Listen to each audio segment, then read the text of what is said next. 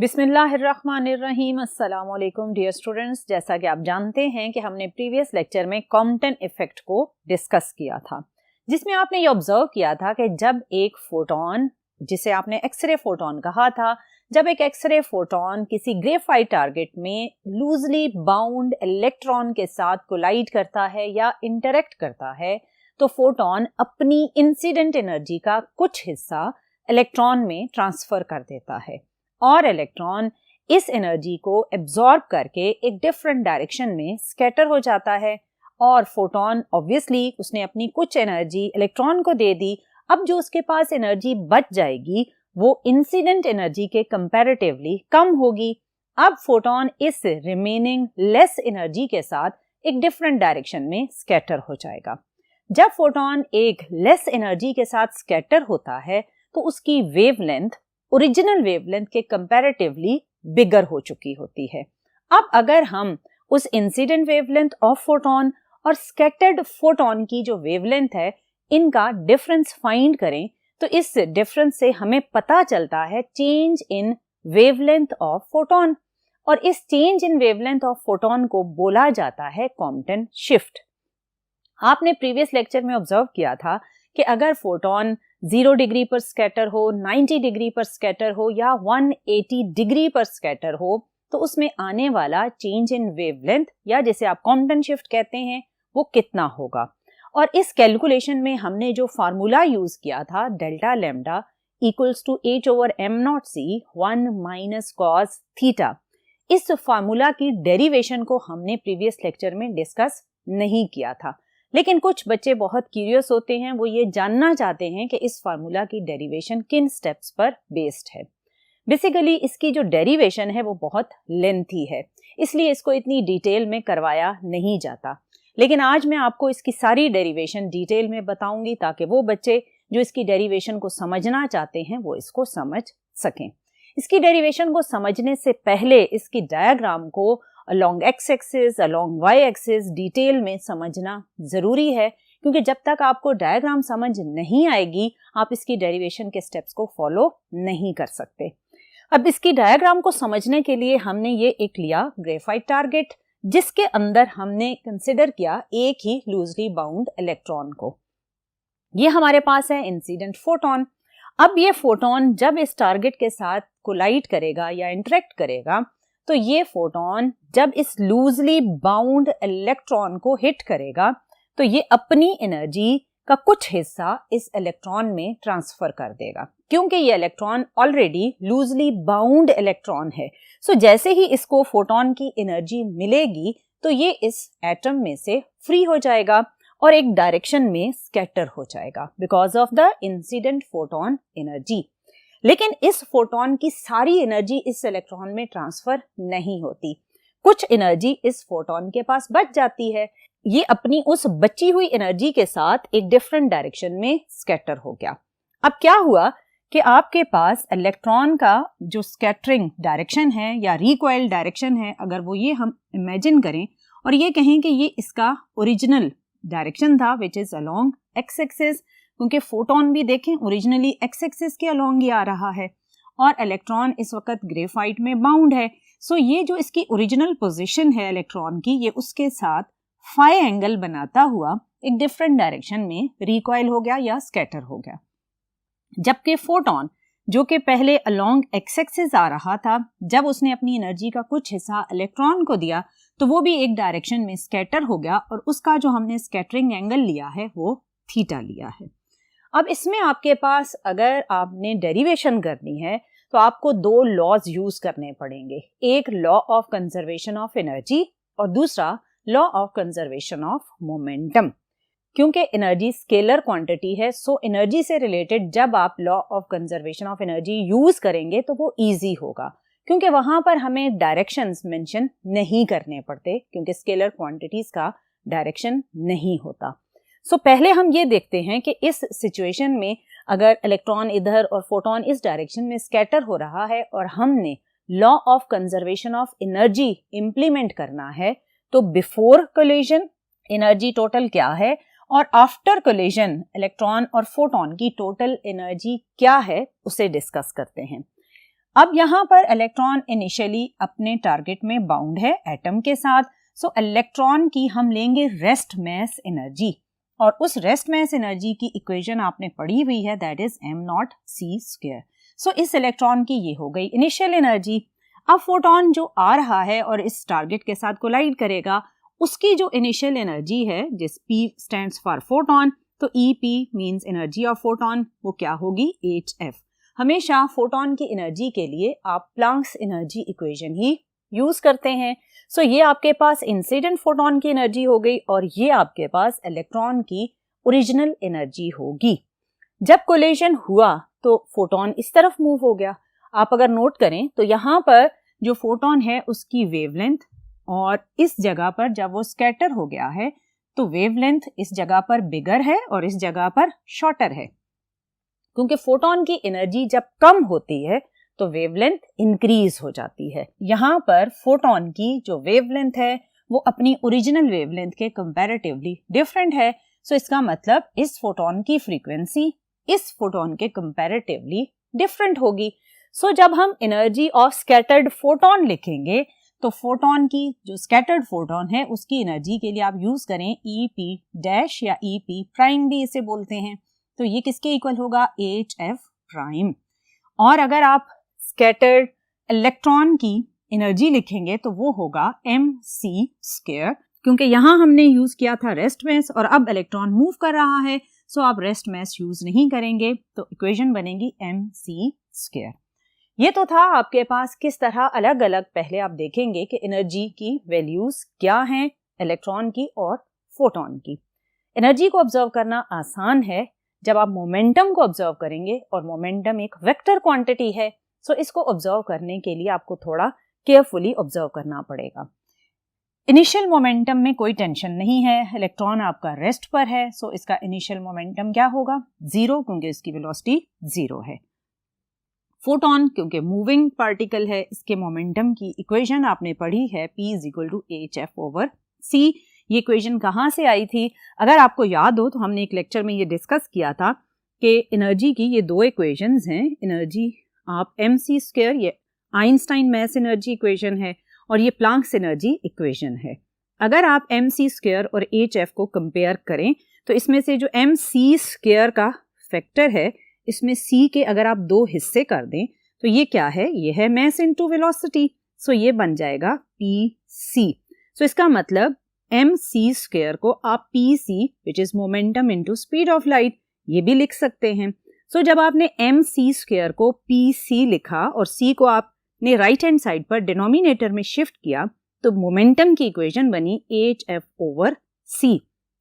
ये आपने previous lecture में बड़ी डिटेल में समझा हुआ है, लेकिन जस्ट यहाँ आपको मैंने रीकैप दी है कि आपके दिमाग में रिफ्रेश हो जाए कि मोमेंटम की ये इक्वेशन है P = HF/c, और ये इक्वेशन यूज होती है फोटॉन्स के मोमेंटम के लिए। सो P किसके इक्वल है, HF/c, ये इस फोटोन का इनिशियल मोमेंटम हो गया। अब इनिशियली तो ये दोनों particle along x axis place हुए थे, हमें कोई टेंशन नहीं थी। यहाँ पर फोटोन का momentum just along x axis था, सो वेक्टर का एक ही डायरेक्शन था, सो यहाँ पर हमें प्लेन के कोऑर्डिनेट्स की कोई टेंशन नहीं थी। लेकिन जब फोटोन स्कैटर हो गया तो अब ना तो ये एक्स एक्सिस के अलोंग मूव कर रहा है और ना ही वाई एक्सिस के अलोंग, और मोमेंटम की कैलकुलेशन एक वेक्टर क्वांटिटी की कैलकुलेशन है। सो इसका मतलब कि जब आपने इस स्कैटर्ड फोटोन के मोमेंटम को कैलकुलेट करना है तो आपको मोमेंटम को कंपोनेंट्स में रिजॉल्व करना पड़ेगा। सो जब आप इस फोटोन के मोमेंटम के लिए कंपोनेंट्स ड्रॉ करेंगे तो उसका क्या तरीका होता है, ये है एक्स एक्सिस, आप यहां से क्या ड्रॉ कर देंगे जी, परपेंडिकुलर। जब आपने परपेंडिकुलर ड्रॉ किया तो ये वाला जो कंपोनेंट है जिसे मैंने इस एरो से इंडिकेट किया है, ये इसके मोमेंटम का एक्स कंपोनेंट होगा जिसे अलोंग एक्स एक्सिस ही ड्रॉ किया गया है। सो अगर मोमेंटम ऑफ फोटोन का एक्स कंपोनेंट आपने कैलकुलेट करना है तो वो होता है P प्राइम कॉस थीटा, क्योंकि आपने फर्स्ट ईयर में सेकेंड चैप्टर में पढ़ा था कि एक्स कंपोनेंट की जो इक्वेशन है, अगर वेक्टर A है उसकी एक्स कंपोनेंट की इक्वेशन है A कॉस थीटा और y कंपोनेंट की इक्वेशन थी A साइन थीटा। सो यहाँ p वेक्टर की जब आपने x कंपोनेंट की इक्वेशन लिखनी है तो वो है p prime cos theta. Prime हमने इसलिए डाला कि हमने इनिशियल मोमेंटम के लिए p यूज किया था, तो डिफरेंशिएट करने के लिए फाइनल मोमेंटम को हम लिखेंगे p प्राइम कॉस थीटा। ये तो था आपके पास जब आपने प्रोजेक्शन ड्रॉ की तो x कंपोनेंट, यहाँ पर p प्राइम की अगेन आपने ये वाली वैल्यू यूज कर ली hf prime over c cos theta. ये जो वर्टिकल कंपोनेंट है ये है आपके पास y कंपोनेंट ऑफ मोमेंटम, जो किसके इक्वल होगा p prime sine theta. p prime की अगेन आप यही वैल्यू यूज करेंगे hf prime over c sine theta, और ये है वर्टिकली अपवर्ड। अब अगर आप इस इलेक्ट्रॉन के भी मोमेंटम के कंपोनेंट्स ड्रॉ करें तो आप अगेन इसकी भी क्या ड्रॉ करेंगे, प्रोजेक्शन अलोंग एक्स एक्सिस। सो जब आपने एक्स एक्सिस पर प्रोजेक्शन ड्रॉ की तो अगेन इस इलेक्ट्रॉन के फाइनल मोमेंटम का एक्स कंपोनेंट भी अलोंग एक्स एक्सिस होगा, और ये इलेक्ट्रॉन के मोमेंटम का फाइनल कंपोनेंट है कौन सा, एक्स कंपोनेंट। तो ये बनेगा P E prime cos phi, क्योंकि इसका एंगल क्या है, फाई है, and that momentum p for electron, इसकी वैल्यू होती है मास इनटू वेलोसिटी, और साथ आ जाएगा कॉस फाई। ये वाली जो वर्टिकल साइड है ये आपके पास इलेक्ट्रॉन के मोमेंटम का y कंपोनेंट होगा आफ्टर कोलिजन, तो इसकी वैल्यू क्या हो जाएगी, P E prime sine of phi. P E prime की वैल्यू होती है mass into velocity and sine phi.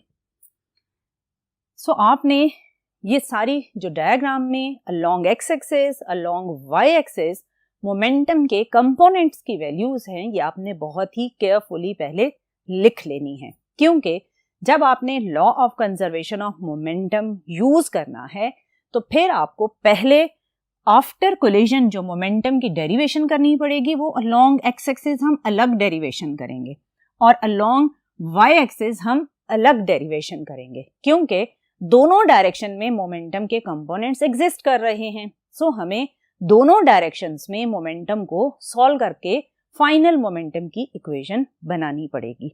सो इसमें आप जब law of conservation of energy और law of conservation of momentum की इक्वेशंस बना लेंगे तो जो हम फाइनल कॉम्पटन शिफ्ट का फार्मूला है उसको डिराइव करेंगे। सो इस कॉम्पटन शिफ्ट जो मैंने अभी स्टार्ट में बताया कि ये होता है change in wavelength which is lambda prime minus lambda, और मैंने ये भी बताया कि ये वेवलेंथ इस वेवलेंथ के कंपैरेटिवली बिगर है, इसलिए final wavelength minus initial wavelength को बोला जाता है कॉम्पटन शिफ्ट। सो ये वो डायग्राम है जिसको डिटेल में ड्रॉ करने के बाद आपने इम्प्लीमेंट करना है law of conservation of energy and law of conservation of momentum, और उन दोनों की फिर फर्दर डेरिवेशन से हम इस Compton shift which is delta lambda इसकी इक्वेशन को डिराइव करेंगे। सो चलते हैं नेक्स्ट बोर्ड की तरफ, लेकिन आपने उस बोर्ड पर जाते हुए भी अपने माइंड में इस डायग्राम को रखना है, क्योंकि इसके ऊपर लिखी हुई जो ये मोमेंटम की वैल्यूज हैं along x axis along Y axis, इन्हें हम यूज करेंगे while derivation of momentum along x axis and along Y axis. So अब डेरिवेशन के लिए मूव करते हैं नेक्स्ट बोर्ड की तरफ। सो डियर स्टूडेंट, पहले हम यूज करते हैं law of conservation of energy, क्योंकि वो सिंपल है और उसकी डेरिवेशन भी आसान है। स्टेप 1 में हमने किया जी law of conservation of energy, और ऑब्वियसली ये होता है energy before collision must be equal to energy after collision. Energy before collision में मैंने अभी डायग्राम पे भी आपको डिटेल में समझाया कि आपके पास होगा energy of photon plus energy of electron, और कोलिजन के बाद हमने यूज किया एनर्जी ऑफ फोटोन के लिए प्राइम का फैक्टर और एनर्जी ऑफ इलेक्ट्रॉन के लिए भी प्राइम का फैक्टर यूज किया। फोटोन की एनर्जी के लिए हमेशा इक्वेशन यूज होती है HF, इलेक्ट्रॉन इनिशियली रेस्ट पर था, सो उसकी जो रेस्ट मास एनर्जी है वो है m0c²। फोटोन इस एनर्जी के साथ इंसिडेंट हुआ, सो ये आपके पास टोटल इनिशियल एनर्जी हो जाएगी। कोलिजन के बाद फोटोन की फ्रीक्वेंसी और वेवलेंथ दोनों चेंज हो गए, और उस न्यू फ्रीक्वेंसी को हमने कहा HF प्राइम, और इलेक्ट्रॉन जब कोलिजन हो गया तो वो रिकॉइल हो गया था एक डिफरेंट डायरेक्शन में, सो उसका रेस्ट मास m0 चेंज हो गया m में, और इसकी एनर्जी बन गई mc²। सो ये आपके पास total initial energy of electron and photon है और ये total final energy of photon and electron है। अब आपने क्या किया कि जो फोटोन की एनर्जीज की टर्म्स थी उन्हें आपने लेफ्ट हैंड साइड पर शिफ्ट कर लिया और इलेक्ट्रॉन की एनर्जी को आपने राइट हैंड साइड पर शिफ्ट किया। या आपके पास इन दोनों टर्म्स में से H कॉमन है, सो H कॉमन लेकर आपके पास जो रिमेनिंग फैक्टर बचा वो है F माइनस F प्राइम। इस साइड पर राइट हैंड साइड पर आपके पास इक्वेशन में आएगा mc² माइनस m0c²। यह आपके पास law of conservation of energy के अकॉर्डिंग फर्स्ट इक्वेशन बनी, which is energy of photon and energy of electron. इसको आप कह दें इक्वेशन नंबर 1, क्योंकि फर्दर डेरिवेशन में हमने इसको यूज करना है। अब हम स्टेप 2 में करते हैं law of conservation of momentum. अभी मैंने आपको बताया कि जब मोमेंटम की कंजर्वेशन को आपने इंप्लीमेंट करना है तो अलोंग एक्स एक्सिस और अलोंग वाई एक्सिस आपको अलग अलग डेरिवेशन करनी पड़ेगी।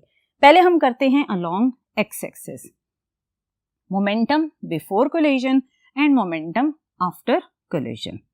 इनिशियली जब मैंने डायग्राम पे आपको एक्सप्लेन किया तो मैंने आपको बताया कि ग्रेफाइट टारगेट के अंदर जब इलेक्ट्रॉन मौजूद है तो वो इनिशियली रेस्ट पर है।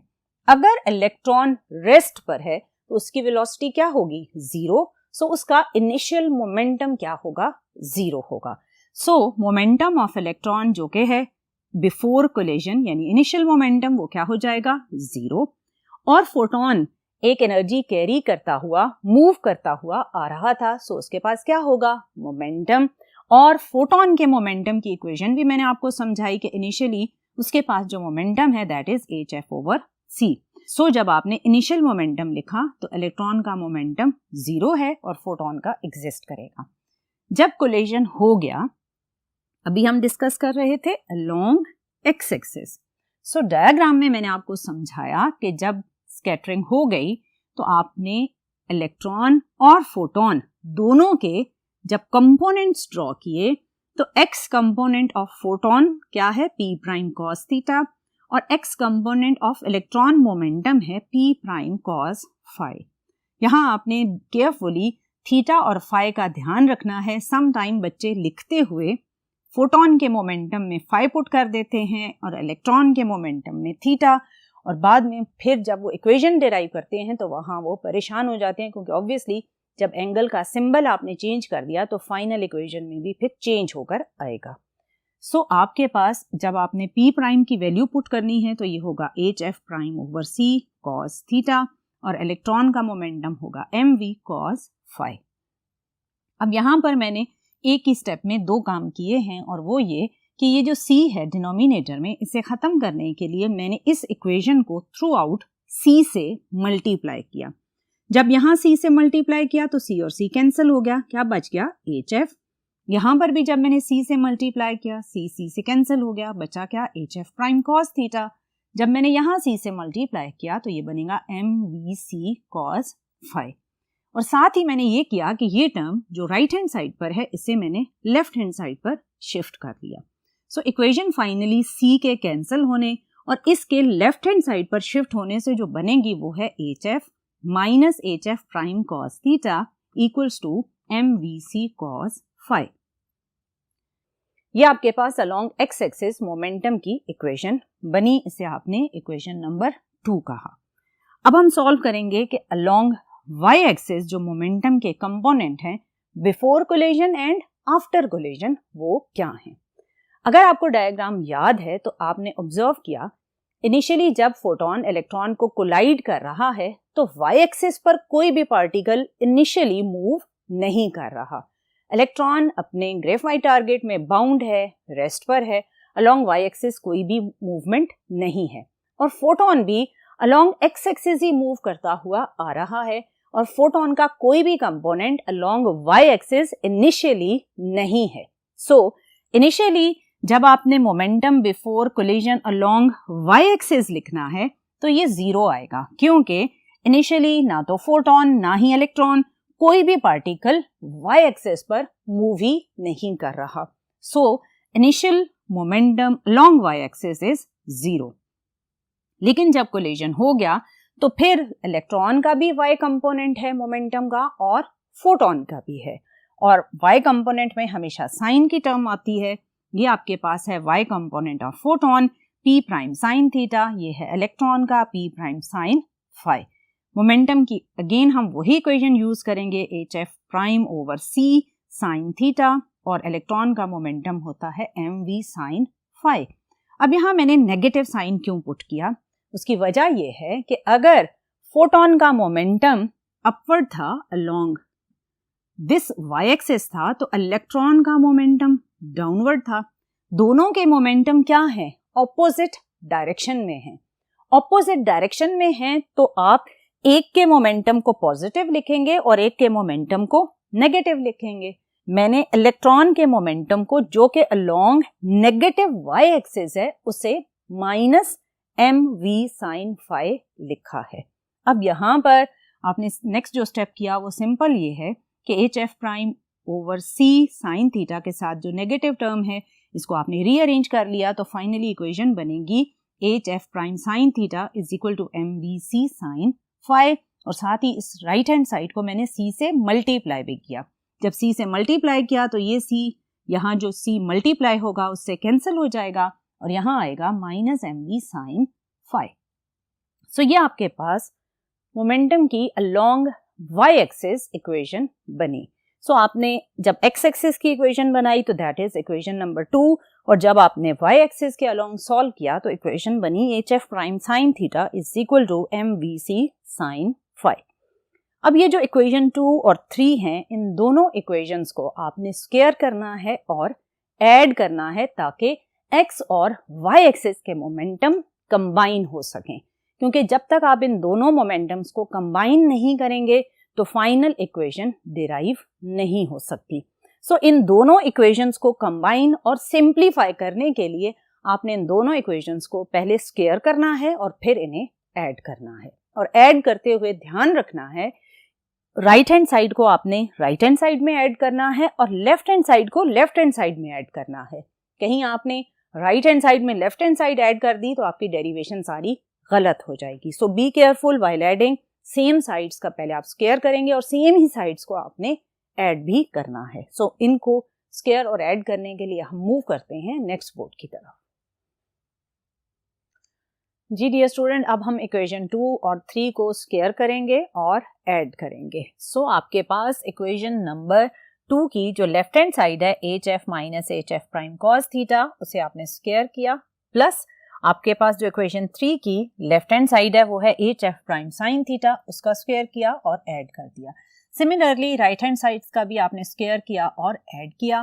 पहले हम राइट हैंड साइड को सिंप्लीफाई कर लेते हैं। इसमें आपके पास m square v square c square term common आ जाएगी और ब्रैकेट में आएगा cos square phi plus sine square phi, और ये आइडेंटिटी 1 के इक्वल होगी। तो आपके पास राइट हैंड साइड सिंप्लीफाई होकर बनेगी m square v square c square, जबकि लेफ्ट हैंड साइड पर जब आपके पास ये टर्म है तो ये है a minus B whole square.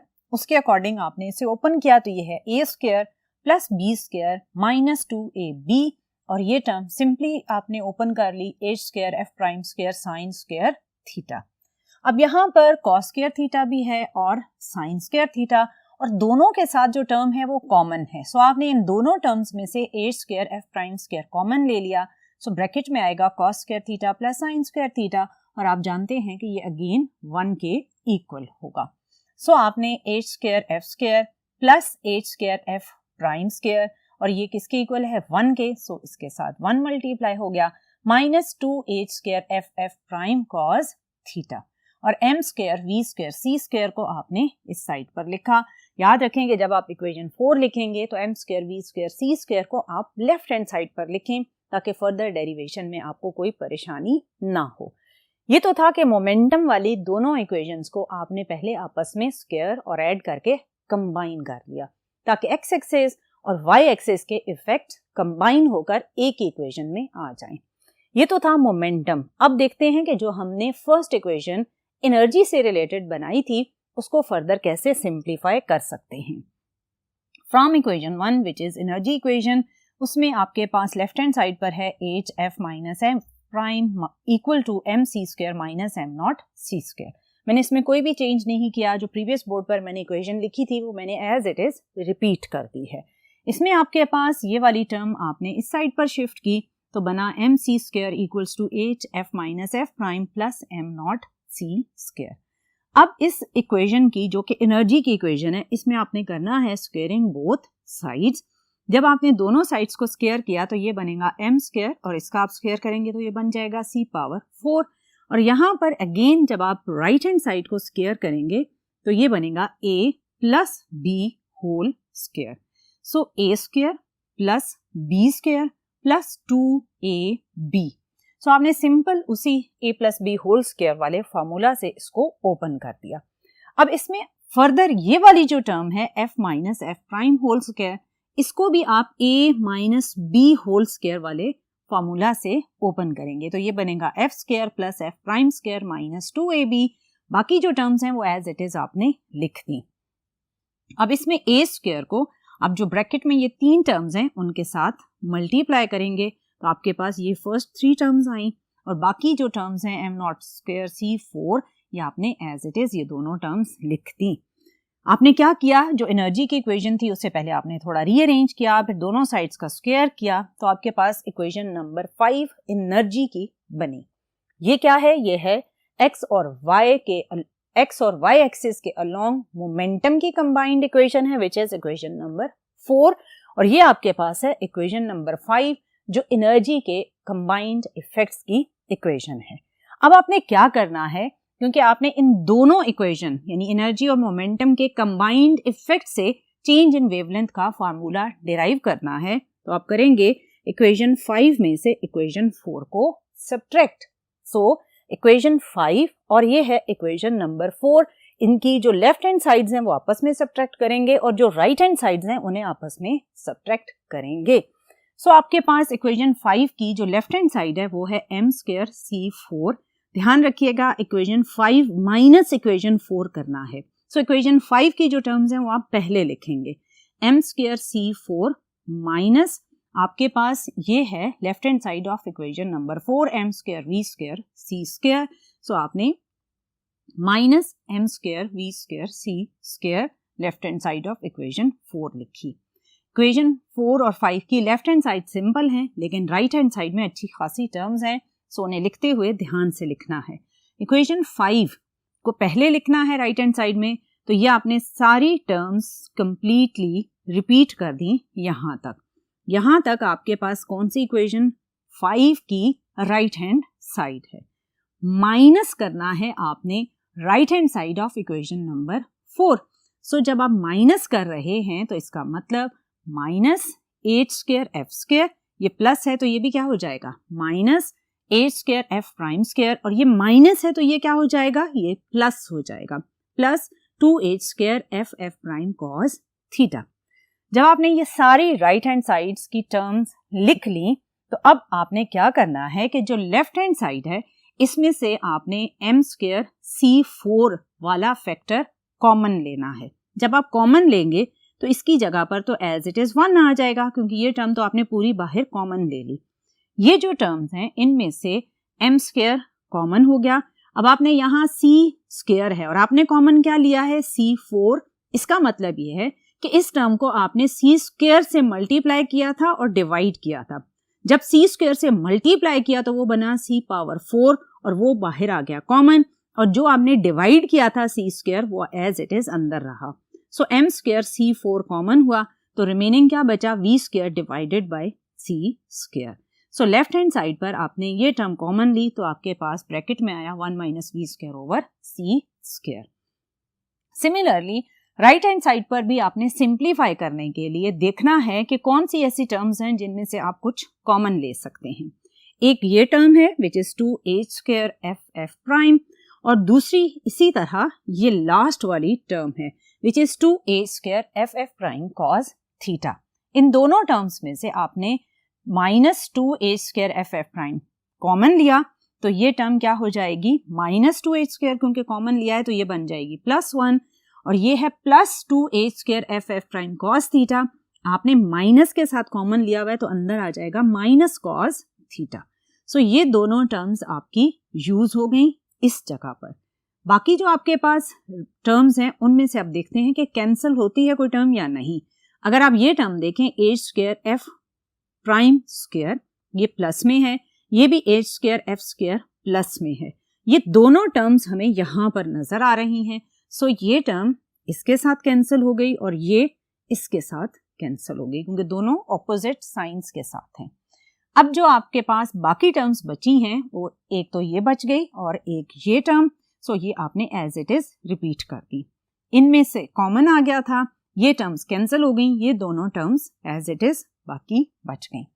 अब ये तो था कि जब आपने सब्ट्रैक्ट किया तो जो टर्म्स कैंसिल हुई उसके बाद सिंप्लीफाइड फॉर्म क्या है। अब इसे हमने फर्दर सिंप्लीफाई करने के लिए रिलेटिविस्टिक मैथ इक्वेशन की हेल्प ली। कैसे हेल्प ली? आप जानते हैं कि m equals to M not divided by 1 minus V square over C square under root होता है। इसमें आपने दोनों साइड्स पर पहले स्क्वायर कर लिया, तो m square equals to m not square divided by 1 minus V square over C square. अब इस टर्म को आप इधर शिफ्ट करें तो ये बनेगा m square 1 minus V square over C square equals to m not square. ये हम क्यों कर रहे हैं? उसकी वजह है इस इक्वेशन की left hand side. Left hand side पर अगर आप गौर करें तो ये टर्म और इसके साथ ये टर्म, ये दोनों टर्म्स हैं m square 1 minus V square over C square, जो कि मैंने अभी इस रिलेटिविस्टिक मैथ इक्वेशन से इसी टर्म की वैल्यू सेपरेट की है। और वो वैल्यू क्या है? m square 1 minus V square over C square, जो आपको इस सर्कल की हुई टर्म के अंदर नजर आ रही है। और इसको हमने किससे इक्वेट कर लिया? m नॉट स्क्वायर से। सो इस इक्वेशन में लेफ्ट हैंड साइड पर जहां आपको ये टर्म नजर आई वहां आपने क्या लिख दिया? m not square. सो जब आप इस लेफ्ट हैंड साइड पर m नॉट स्क्वायर लिखेंगे तो साथ आएगा c पावर 4। सो आपके पास लेफ्ट हैंड साइड सिंप्लीफाई होकर बनी m not square c power 4। बाकी जो इसकी राइट हैंड साइड है उसको आपने एज इट इज लिखा minus 2h square F F prime 1 minus cos theta m not square c power 4 plus 2h f minus F prime m not square. अब यहां अगर आप गौर करें तो राइट हैंड साइड पर ये टर्म और ये जो हमने सिंप्लीफाई की टर्म, ये दोनों कैंसिल हो गई। जब ये दोनों टर्म्स कैंसिल हुई तो जो रिमेनिंग फैक्टर है वो है 2h square F F prime 1 minus cos theta, ये नेगेटिव में है। इसे आप लेफ्ट हैंड साइड पर शिफ्ट करेंगे तो इट विल बिकम पॉजिटिव। जबकि राइट हैंड साइड पर जो रिमेनिंग फैक्टर है वो है 2h f minus F prime m not c square. अब आपने क्या किया कि अगेन राइट और लेफ्ट हैंड साइड पर जो टर्म्स कैंसिल होती हैं, एक है 2 और ये h स्क्वायर में से 1h और यहां से एक h कैंसिल हो गया, तो यहां बचेगा h f f prime 1 minus cos theta, that will be equal to f minus f prime m not c square. देखा आपने कितना कॉम्प्लिकेटेड प्रोसेस था जिसमें आपने मल्टीपल इक्वेशंस को मल्टीपल वेज में आपस में कंबाइन करके फाइनली सिंप्लीफाइड फॉर्म में एक सिंगल इक्वेशन में कन्वर्ट करना है। उसके लिए अभी तक हम यहाँ पर फ्रीक्वेंसीज की फॉर्म में पहुंचे हैं। आपने एनर्जी और मोमेंटम की अलोंग एक्स और वाई एक्सिस सारी इक्वेशंस को आपस में मर्ज किया और मर्ज करने के बाद हम एंगल और फ्रीक्वेंसी की फॉर्म में एक इक्वेशन बनाने में कामयाब हुए हैं। अब बस थोड़े से और स्टेप्स हैं जिन्हें आप करेंगे तो आप कॉम्पटन शिफ्ट यानी चेंज इन वेवलेंथ वाली इक्वेशन को डिराइव कर लेंगे। इसके लिए हम मूव करते हैं फर्स्ट बोर्ड की तरफ। जी डियर स्टूडेंट, अब हम फाइनली उस बोर्ड पर आ गए हैं जहां अब आप लास्ट अपनी जो कॉम्पटन शिफ्ट की इक्वेशन है उसे डिराइव कर लेंगे। अभी जो आपने लास्ट में इक्वेशन फाइंड आउट की थी वो थी h f f prime 1 minus cos theta that will be equal to f minus f prime m not c square. ये आपने कंबाइंड मोमेंटम और एनर्जी की इक्वेशंस को सब्ट्रैक्ट किया था, उससे ये आपके पास सिंप्लीफाइड इक्वेशन बनी। इसमें आपके पास जो ये वाली टर्म है इसे मैंने राइट हैंड साइड और इसे जस्ट लेफ्ट हैंड साइड पर लिखा है ताकि हमारा जो ऑर्डर ऑफ इक्वेशन है उसी के अकॉर्डिंग आंसर आए। इसमें आपके पास यहाँ पर ये जो टर्म है एफ एफ प्राइम, इसे आप लेफ्ट हैंड साइड पर डिनोमिनेटर में शिफ्ट कर लें और ये जो टर्म है m नॉट c स्क्वायर, इसे आप राइट हैंड साइड के डिनोमिनेटर में शिफ्ट कर लें। सिंपली ये टर्म इस साइड पर और ये टर्म इस साइड पर शिफ्ट की है मैंने। अब यहाँ पर इस वाली जो लेफ्ट हैंड साइड पर टर्म्स हैं इन्हें अगर आप सिंप्लीफाई करें तो जब ये दो टर्म्स डिवाइड होंगी तो f और f कैंसिल हो जाएगा और रिमेनिंग होगा 1 ओवर f प्राइम। जब ये दो टर्म्स आपस में डिवाइड होंगी तो f प्राइम कैंसिल हो जाएगा और रिमेनिंग होगा -1 ओवर f। जबकि राइट हैंड साइड पर वही टर्म्स मैंने जस्ट सिंपल फॉर्म में लिखी हैं, h/m0c² 1 माइनस कॉस थीटा। अब यहाँ पर जो लेफ्ट हैंड साइड पर फ्रीक्वेंसी आ रही है इसे हम इन टर्म्स ऑफ वेवलेंथ लिखेंगे। ये वही इक्वेशन है v = f लैम्डा, क्योंकि हम फोटोन की बात कर रहे हैं तो फोटोन मूव करता है विद स्पीड ऑफ लाइट, हम यूज करेंगे c = f लैम्डा। f क्या हो जाएगा? c/λ। इस इक्वेशन को आप f और f प्राइम की जगह यूज करेंगे। f प्राइम की जगह जब आप पुट करेंगे तो ये आएगा c/λ प्राइम। सो जब c/λ प्राइम तो लैम्डा प्राइम आपने ऊपर शिफ्ट किया तो it will be lambda prime over c। यहाँ पर जब आप c/λ पुट करेंगे तो it will be lambda over c, and right hand side पर होगा h/m0c² 1 minus cos theta, repeat हो जाएगा। अब यहाँ पर जो c है लेफ्ट हैंड साइड पर, अगर आप इसे कॉमन लें तो आपके पास जो राइट हैंड साइड पर डिनोमिनेटर में c है, इसमें से 1c इधर वाले कॉमन आने वाले c के साथ कैंसिल हो जाएगा। सो यहाँ पर रिमेनिंग होगा lambda prime minus lambda, that will be equal to h/m0c 1 minus cos theta. ये है आपके पास Compton shift, which means change in wavelength of photon, which is final wavelength minus initial wavelength, that is delta lambda. It is equal to h/m0c 1 minus cos theta. So ये जो equation है ये है Compton shift की equation. हमने previous lecture में इसमें theta की डिफरेंट वैल्यूज के अकॉर्डिंग चेंज इन वेवलेंथ या कॉम्पटन शिफ्ट की वैल्यूज को डिराइव किया था। आपने देखा था कि अगर फोटोन 0 डिग्री, 90 डिग्री, 180 डिग्री पर स्कैटर होता है तो कॉम्पटन शिफ्ट की वैल्यू क्या होती है। ये था तो एक कॉम्प्लिकेटेड सा प्रोसेस जिसमें आपने डिफरेंट डेरिवेशंस की। क्योंकि आप फर्स्ट टाइम देख रहे हैं तो आपको ये कॉम्प्लिकेटेड लगेगा, लेकिन जब आप इसको 2-3 दफ़ा प्रैक्टिस कर लेंगे तो ये आपके लिए मुश्किल नहीं रहेगा, क्योंकि स्टेप्स सिंपल हैं, लेकिन फर्स्ट टाइम देखें तो वो मुश्किल लगते हैं। इंशाल्लाह आप प्रैक्टिस से इसको आसान बना लेंगे। सो मिलते हैं नेक्स्ट लेक्चर में मज़ीद डिफरेंट कॉन्सेप्ट्स के साथ। सो टिल नेक्स्ट लेक्चर, अल्लाह हाफिज़।